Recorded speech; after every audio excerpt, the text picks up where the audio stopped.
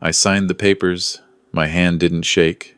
3 years of planning, 3 years of watching, and it all came down to this moment.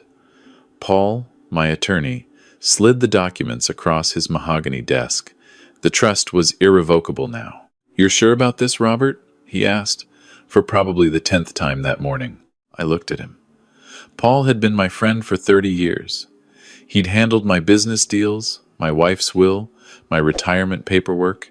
He knew me better than my own children did. That was the problem, wasn't it? "I'm sure," I said. He nodded slowly, collecting the papers into a leather folder. "They're going to be angry." "They're already angry," I replied. "The difference is, now they'll know why. It started 3 months ago. Or maybe it started 3 years ago, when Sarah died. Or maybe it started even earlier, when I was too busy building my construction company to notice what my children were becoming. But the day I remember, the day everything became clear, was 3 months ago. The day of Sarah's memorial. 3 years. 3 years since cancer took my wife. We'd planned a small memorial service at the house, just close family and a few of her friends from the book club. Nothing fancy. Sarah wouldn't have wanted fancy. She'd made me promise, near the end, that I wouldn't spend money on elaborate ceremonies. "When I'm gone," she'd said, her voice thin as paper, "I want you to remember me in the garden. Plant something beautiful. That's all I need." So I did. I planted roses, pink ones, her favorite. And every year on the anniversary of her death, I held a small gathering. Just me, the roses, and whoever wanted to remember her with me. That morning, I woke up at dawn, made coffee the way Sarah used to make it, strong and black. I walked out to the garden and looked at the roses. They were blooming perfectly, like they knew what day it was. I'd invited my son Michael and my daughter Jennifer. I'd invited their spouses. I'd invited my 2 grandchildren. 8 people total. Sarah's sister Margaret was coming. A few neighbors. Sarah's best friend Carol from the book club. I'd bought food. I'd set up chairs in the garden. I'd even hired someone to play violin, because Sarah had loved violin music. By noon, the guests started arriving. Margaret came first, tears in her eyes, carrying a framed photo of her and Sarah as young women. Carol came next with a potted orchid. The neighbors, the Hendersons, brought a homemade pie. The violin player arrived and started setting up. By 1 o'clock, everyone was there. Everyone except Michael, Jennifer, and their families. I checked my phone. Nothing. I called Michael. Voicemail. I called Jennifer. Voicemail. Margaret touched my arm. "Maybe they're just running late?" "Maybe," I said. But I knew. I knew in my gut something was wrong. We held the memorial without them. Carol read a poem. Margaret told stories about growing up with Sarah. I stood by the roses and tried not to think about the empty chairs. Tried not to think about my grandchildren, who hadn't seen their grandmother in the final months of her life because their parents were too busy. After everyone left, I sat alone in the garden until dark.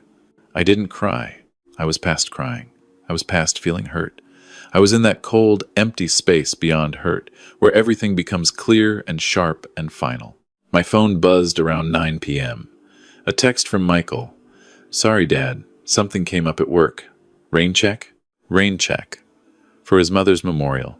The next text came from Jennifer. "Sorry, Daddy. The kids had soccer and I lost track of time. Love you." Lost track of time. On the day we'd discussed for 2 months, I didn't respond to either message. I sat in the dark garden with the roses and made a decision. I was going to find out what was really going on, and I was going to do it quietly. The next morning, I called an old friend, Tony. We'd served in Vietnam together, and after the war, he'd gone into private investigation. He owed me a favor from years ago when I'd helped his daughter get a job at my company. "Tony," I said when he picked up, "I need you to look into something for me." "Name it," he said. "My kids." There was a pause. "Robert, are you sure?" "I'm sure." It took him 2 weeks. 2 weeks of surveillance, of checking financial records, of following paper trails. When he finally called me back, his voice was grave. "We need to meet in person," he said. We met at a diner on the edge of town, the kind of place where nobody knows your name and nobody cares. Tony slid a manila folder across the table. I opened it. The first document was a bank statement. Michael's bank statement. I looked at the numbers. His business account was overdrawn by almost $200,000. His construction company? I asked. I'd helped him start that business 10 years ago. Gave him seed money. Taught him everything I knew. He's been losing contracts left and right, Tony said. Overextended himself on a commercial project that fell through. He's been borrowing from everywhere to stay afloat. I turned the page.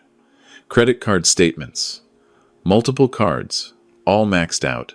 A notice from the IRS about unpaid taxes. And Jennifer? Tony's expression darkened. Her husband, Brad. He's got a gambling problem. Online poker, sports betting. They're in debt up to their eyeballs. Lost their house last year. Did you know that? I didn't. Jennifer had told me they'd decided to rent for a while because the market was bad. They're living in an apartment now, Tony continued. Been borrowing from friends, family. Jennifer took out a second mortgage on a rental property she owns, but that's barely covering the interest on Brad's debts. I closed the folder. My hands were steady. My voice was steady. Everything inside me was screaming, but on the outside, I was calm. Is there more? I asked. Tony nodded. Last week, Michael met with a real estate agent. They discussed listing a property. He paused. Your property, Robert. Your house. The diner suddenly felt very small and very quiet. How would he list my house? He can't. Not without your signature. But Tony pulled out another document. He's been asking around about power of attorney, talking to lawyers about how to get someone declared incompetent. I felt something cold settle in my chest. Not anger. Not yet. Just cold, hard clarity. He's planning to have me declared incompetent so he can sell my house. That's what it looks like, Tony said. I'm sorry, Robert. I paid for the coffee. I thanked Tony. I drove home in silence. When I got there, I walked through the house. Sarah and I had built 40 years ago. We'd designed it together, picked every tile, every fixture, raised our children here, celebrated birthdays and Christmases and anniversaries. Sarah had died in the bedroom upstairs, in the bed we'd shared for 37 years. And my son wanted to sell it. I made a decision that night. I called Paul, my attorney. I need to set up a trust, I said. An irrevocable trust. And I need to do it quietly. Paul came to my house the next day. We spent hours going over paperwork. The house, my savings, my retirement accounts, everything went into the trust. The terms were specific. I could live in the house until I died. After that, the property would be donated to a veterans charity, the one Sarah and I had supported for years. The money would go to scholarships for children of veterans. Nothing to Michael or Jennifer? Paul asked, his pen hovering over the document. Not unless they contest it, I said. And I'm putting in a clause that if they contest the trust, they get nothing at all. Not a single dollar. That's harsh, Robert. It's fair, I corrected him. I'm leaving them what they deserve. The paperwork took 2 weeks to finalize. During that time, I acted normal. I called Michael and Jennifer, left cheerful voicemails. I pretended everything was fine, and I waited. They came on a Saturday morning, both of them, together. Michael's truck pulled up first, followed by Jennifer's SUV. I watched from the window as they got out, heads together, talking in low voices. Practicing, I realized. They were practicing what they were going to say. I opened the door before they could knock. Dad, Jennifer said, her smile too bright, too forced. She hugged me. She smelled like expensive perfume, the kind she couldn't afford. We wanted to surprise you. Surprise? I said flatly. Michael clapped me on the shoulder. Can we come in? We need to talk to you about something. I stepped aside. They came into the living room, the room where we'd celebrated every holiday, every milestone. Jennifer sat on the couch, the same couch Sarah had picked out 20 years ago. Michael stood by the fireplace, his hands in his pockets, trying to look casual. So, I said, sitting in my chair, Sarah's reading chair across from me empty. What's this about? They exchanged a glance. Jennifer spoke first. Daddy, we've been worried about you. Worried, I repeated. You're all alone in this big house, she continued. It's too much for one person. All this space, All this maintenance. And you're getting older. I'm 62, not 92. Still, Michael cut in, his voice smooth, rehearsed. We think it might be time to consider your options. Downsizing, maybe. Something smaller, easier to manage. I manage fine, I said. But Dad, Jennifer leaned forward, her eyes wide and earnest. What if something happens? What if you fall? Or have a medical emergency? There's no one here to help you. I have neighbors. I have friends. It's not the same as family, Michael said. He walked over, sat on the arm of the couch next to Jennifer, united front. We've been talking, Jen and I, and we think we have a solution. Here it comes, I thought.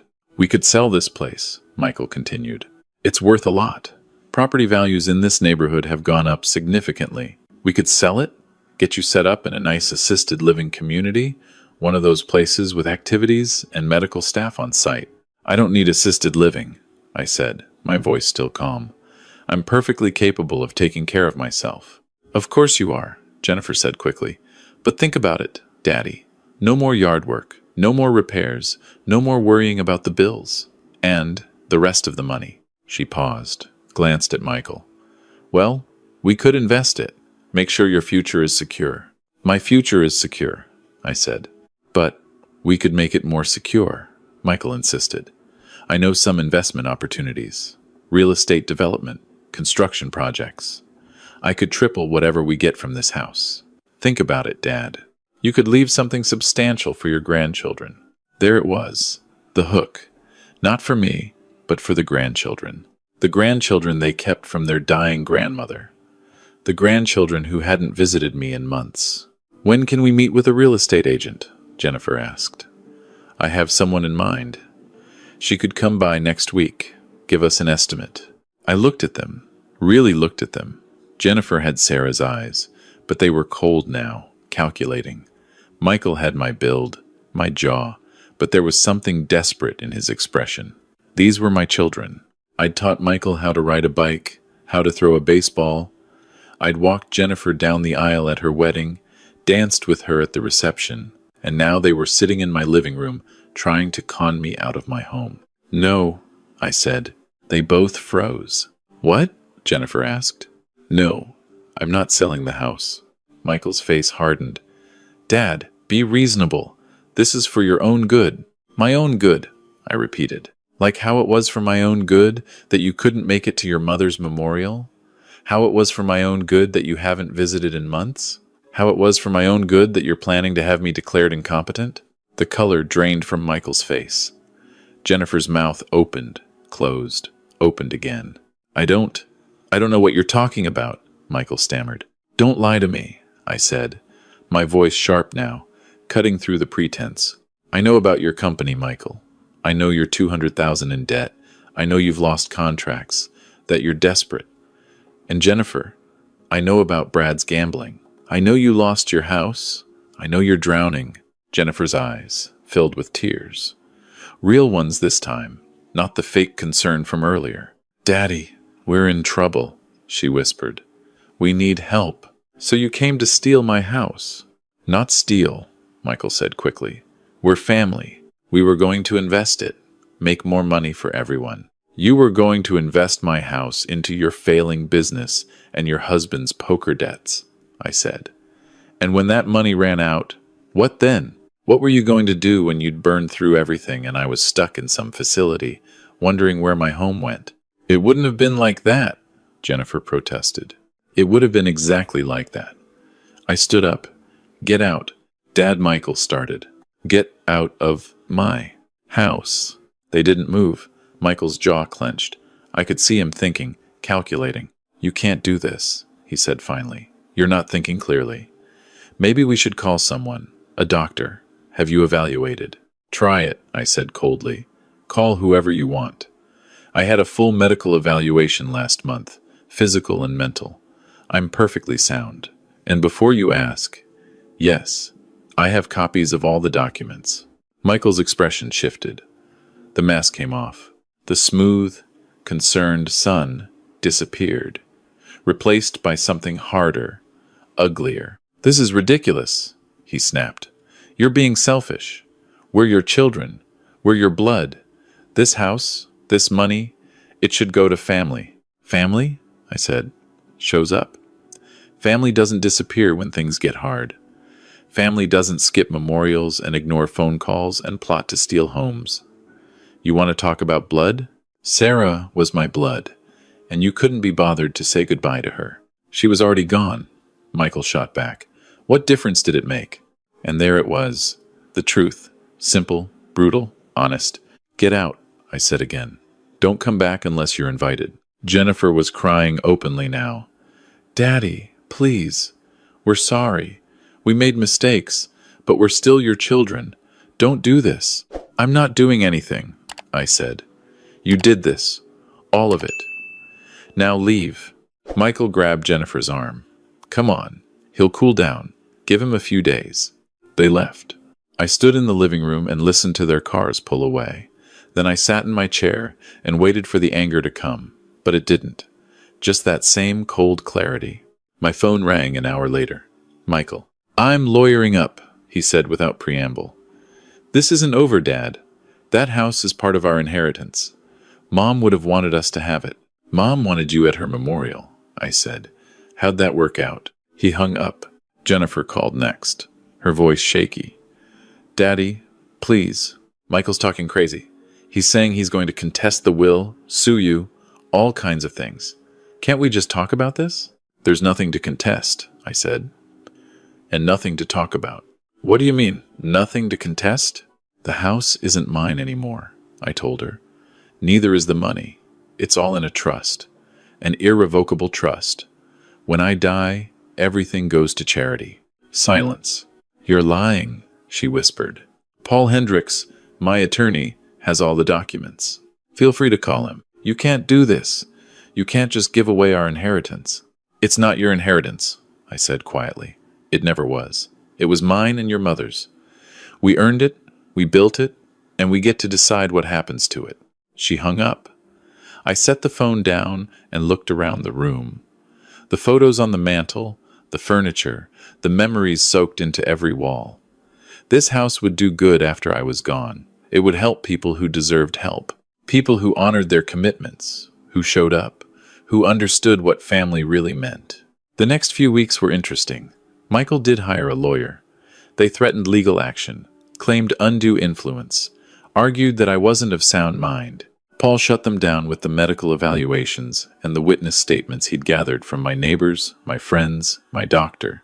Jennifer called twice more, crying, begging. We'll do better, she promised.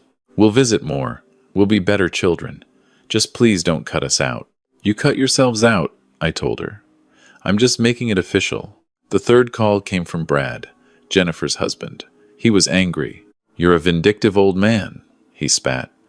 Your daughter is crying herself to sleep every night because of you. She cried herself to sleep plenty of nights when you were losing the rent money at the poker table, I replied. Where was your concern then? He hung up too. Michael tried one more approach. He showed up with his kids, my grandchildren. Emily was 12, Jake was 9. They stood on my porch, looking uncomfortable, while Michael coached them from behind. Tell Grandpa you miss him, he prompted Emily. We miss you, Grandpa, she recited, her voice flat. Tell him you want to visit more. We want to visit more. I looked at Michael. Using your kids now? They miss you, he said, but his eyes were hard. Don't you want to leave something for them? They're innocent in all this. They are, I agreed. I knelt down to Emily's level. Sweetheart, when's the last time your dad brought you to visit me? She looked at Michael, then back at me. I don't remember. Before Grandma died? She shook her head. No, I don't think so. I stood up. Your grandchildren don't know me, Michael. You made sure of that. You kept them away because you were too busy, too important, too wrapped up in your own problems. Now you want to use them as leverage. The answer is still no. He grabbed the kids' shoulders and turned them around. This is your last chance, Dad. Last chance to make this right. It is right, I said. For the first time in a long time, it's exactly right. They left. I went inside and made coffee. I sat in the kitchen, Sarah's kitchen, and thought about the future. I thought about the veterans who would benefit from this house, the scholarships that would be funded, the good that would come from all of this. My phone rang again. Paul, they filed a lawsuit, he said, challenging the trust. Let them, I replied. They'll lose. They will, he agreed. But it's going to get ugly. It's already ugly, I said. At least now it's honest. The lawsuit dragged on for months. Depositions, hearings, meetings with lawyers. Michael claimed I'd been manipulated by Paul. Jennifer claimed I was suffering from grief-induced depression. They brought in their own experts, who'd never met me, to testify about my alleged mental state. The judge was an older woman, probably close to my age. She listened to all of it, read all the documents, reviewed the medical reports. Then she asked to speak to me directly. We met in her chambers. Just her, me, and Paul. Mr. Thompson, she said, I need to ask you some questions. Of course, Your Honor. Why did you do this? Why not just leave your children a smaller portion or put conditions on the inheritance? I thought about how to answer. Finally, I said, because it's not about the money. It's about what the money represents. My wife and I built that house with our own hands. We saved every penny. We worked 60-hour weeks so our kids could have college educations, so they could start their businesses, so they could have weddings and down payments and everything they needed. We gave them everything we had. And when it mattered, when Sarah was dying, when she needed them, they weren't there. When she died, when I needed them, they weren't there. They only showed up when they thought there was money to be had. The judge nodded slowly. And the trust? The charity? That's for people who deserve it, I said. Veterans who served their country. Kids who need scholarships. People who understand duty, honor, sacrifice. The things I thought I taught my children. She was quiet for a moment. Then she said, Thank you, Mr. Thompson. That's all I needed to hear. 2 weeks later, the ruling came down. The trust was valid. The lawsuit was dismissed. Michael and Jennifer had 30 days to pay court costs. That night, I got a text from Michael. I hope you're happy. You've destroyed this family. I didn't respond, but I thought about it. Had I destroyed the family, or had I just stopped pretending we still had one? Sarah used to say that the truth has a weight to it. You can ignore it, you can bury it, you can pretend it doesn't exist, but eventually, it crushes everything false around it. This was the weight of truth.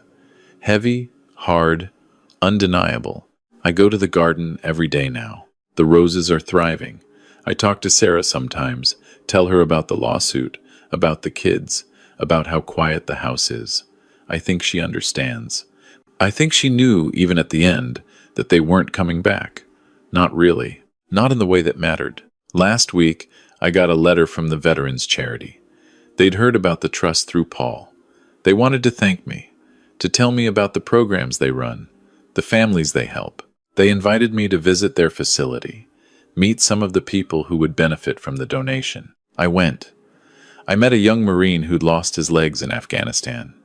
His daughter was applying to colleges, but they couldn't afford the tuition. The scholarship would change their lives. I met a widow whose husband had died in Iraq, leaving her with 3 kids and no money. The housing program would give them stability, security. These were my people. People who understood what it meant to serve, to sacrifice, to put others first. People who showed up. I'm 62 years old. I have maybe 20 good years left, maybe less. I'll spend them in this house, with these memories, with Sarah's roses. And when I'm gone, the house will keep serving. It will keep helping. It will keep doing good. Michael and Jennifer stopped calling. I heard through Margaret that Jennifer and Brad divorced. Michael's company went bankrupt.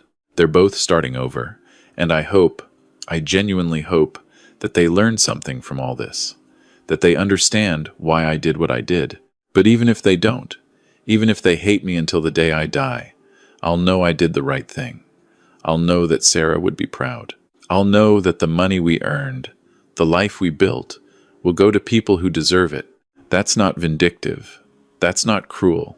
That's just honest. And after years of pretending, of making excuses, of hoping my children would change, honesty feels like freedom. I sit in my chair, Sarah's empty chair across from me, and I don't feel sad anymore. I don't feel angry. I feel at peace. The house is quiet, but it's not lonely. It's full of ghosts, but they're good ghosts. Memories of birthday parties and Christmas mornings and summer barbecues. Memories of Sarah laughing in the kitchen, of the kids running through the halls when they were young and innocent and still knew how to love. Those children are gone. The people they became, the people who showed up at my door wanting money, wanting property, wanting everything except a relationship, those aren't my children anymore. They're strangers who happen to share my DNA. And I'm okay with that. I'm okay with sitting alone. I'm okay with the silence. I'm okay with knowing that when I die, this house won't be sold and subdivided and turned into just another transaction. It will be something meaningful. It will be Sarah's legacy and mine. That's worth more than all the money in the world. That's worth more than false reconciliations and forced relationships. That's worth everything. The roses are blooming, the sun is setting, I've got coffee in my favorite mug and a book I've been meaning to read. Tomorrow, I'll wake up in the house I built, look at the photos of the woman I loved, and know that I made the right choice. Some people might call me cold. Some might say I was too harsh, too final, too unforgiving. But those people didn't stand alone in a garden on a Memorial Day, waiting for children who never came. Those people didn't watch their wife die slowly, painfully, while their children sent texts saying they were too busy to visit. Those people don't know what it's like to be valued only for what you can give, not for who you are. I know now, and I'll never forget. The phone hasn't rung in weeks. The house is mine. The future is certain, and for the first time since Sarah died, I can breathe. This is what peace looks like. This is what justice feels like. This is what happens when you finally choose yourself over people who never chose you. And I wouldn't change a single thing.